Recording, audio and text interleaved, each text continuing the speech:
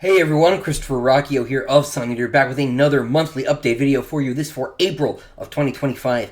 March was a big month, but kind of a quiet month as far as what was going on was concerned. I, of course, finished Shadows Upon Time, a few weeks ago, and I have been working on edits ever since.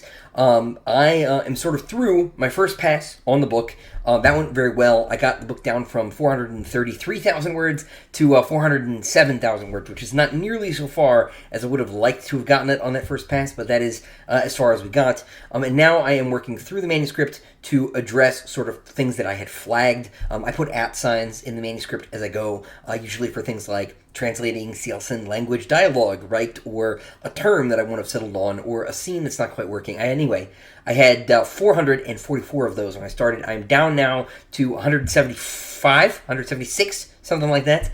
So we made a lot of progress in the last month. Now, those were all the easy ones, of course. Now, there is still some translation work ahead of me, mostly for other languages. Sielson is mostly done, but most of the notes that remain are pertaining to sort of scene rewrites or chapter rewrites. It looks like we may be adding a couple of chapters in, so that 407 will go back up before it comes back down.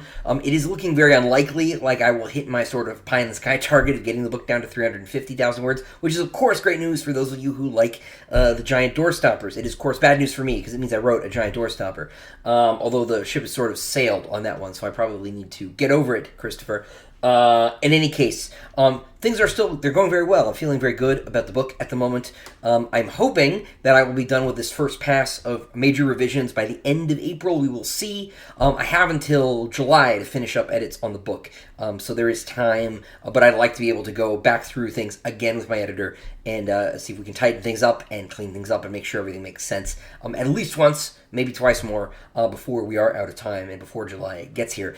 When we do get there, it will go to copy edit, because I know people are going to ask this question in the comments. It will go to copy edit, which is when we fix the commas and the semicolons, the grammar generally, and we look for dropped words and other typos.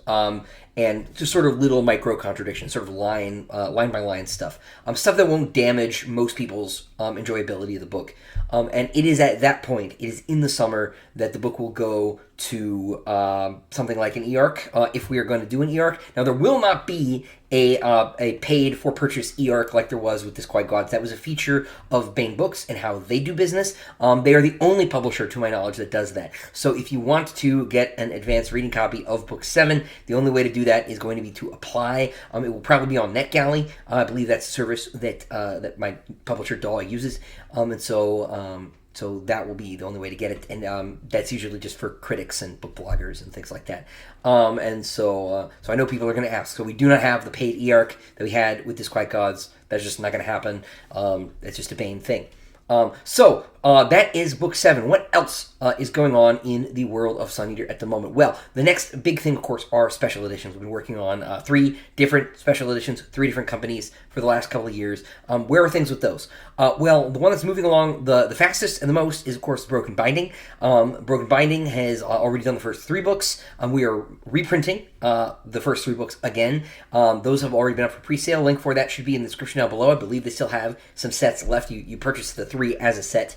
We are also working on Kingdoms of Death and Ashes of Man. Artwork for those has been coming out over the last few weeks. If you haven't seen that, you can go check out their Instagram page, their Twitter page. They've been posting the art, I think, every Thursday for the past 3 or 4 weeks now.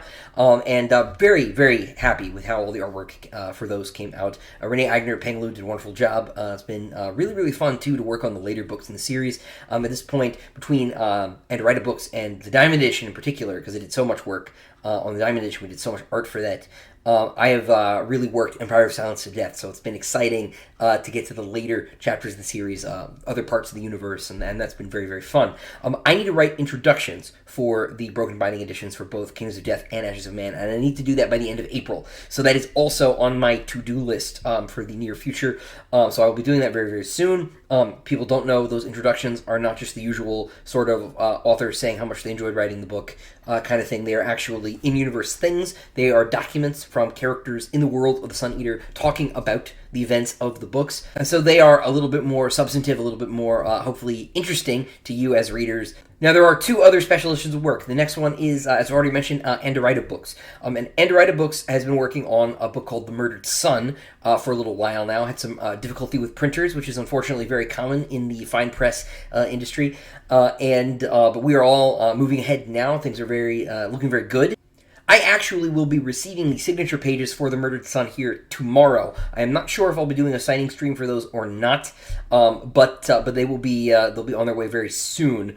And I will turn them around as quickly as I can, because as soon as those books get assembled, they will be up for pre-order. It may be the case that they will be up for pre-order by the end of the month. Just keep checking back here on the channel.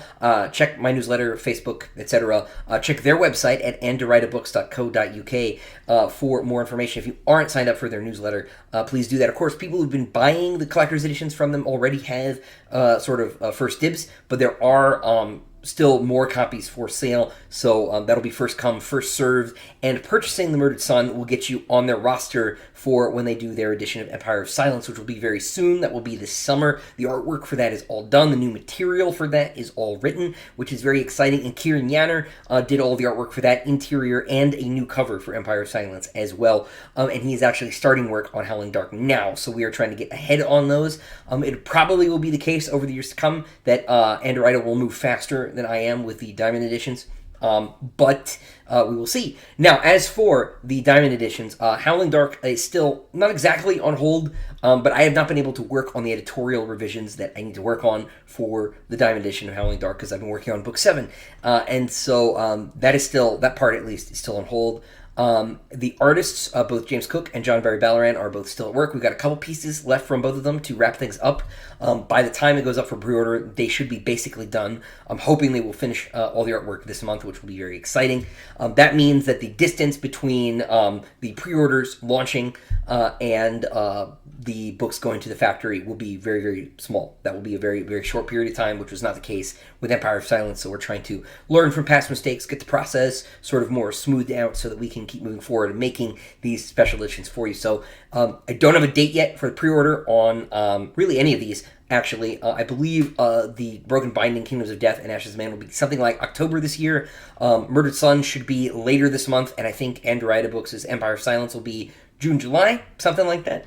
And Howling Dark will be as soon as I can, just as soon as we get things finished, provided it's not too close to one of these other special editions, because I don't want to step on Broken Binding, and I don't want to step on Andorita Books either.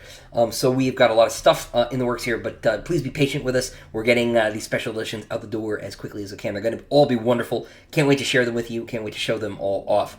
The only other couple of things I want to mention are a bit smaller.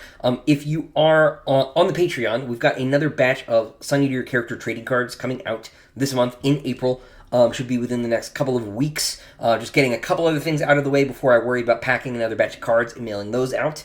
This is very exciting. We've got a Polino card in the new batch and a new Hadrian card, and one surprise character. It's another one of the gladiators from Empire of Silence. I won't say which one.